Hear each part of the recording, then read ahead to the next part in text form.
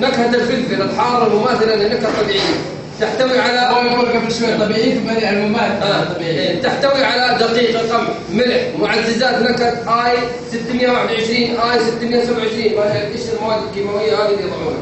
فلفل احمر، سكر، حمض سيتريك، دخلنا عاد في علوم ثانية، اي 230، مادة مانعة للتكتل حتى لا تصير طرية تصير مقرمشة، مانعة للتكتل اي 551، اعشاب وبهارات، الوان طبيعية يعني في صبغات يحطونها عشان تصير لونها مقمر، اي 100 اي 150 جيم اي يعني مواد كيماوية داخلها قابلة للاشتعال، حتشوفون كيف الطريقة هذه بالنسبة لي، ومصنوعة عندنا للأسف السعودية.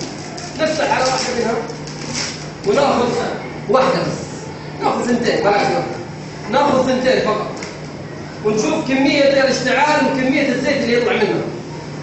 شوفون كيف كمية الزيت وكمية الدخان اللي يطلع منها. شوف الصبغات اللي جوتها. طيب بسم الله الرحمن الرحيم. بس ولعنا شوية وتركنا الولاعة كأنها مغرقة ببنزين.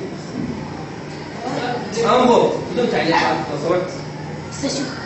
بس الزيت الحين الزيت ينزل. خليك مكانك. لحظة.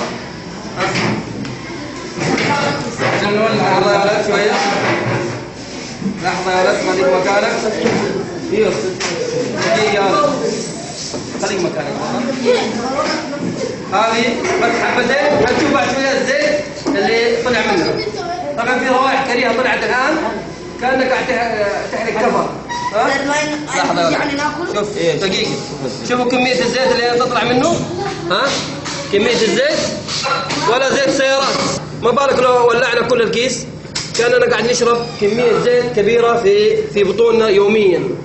ها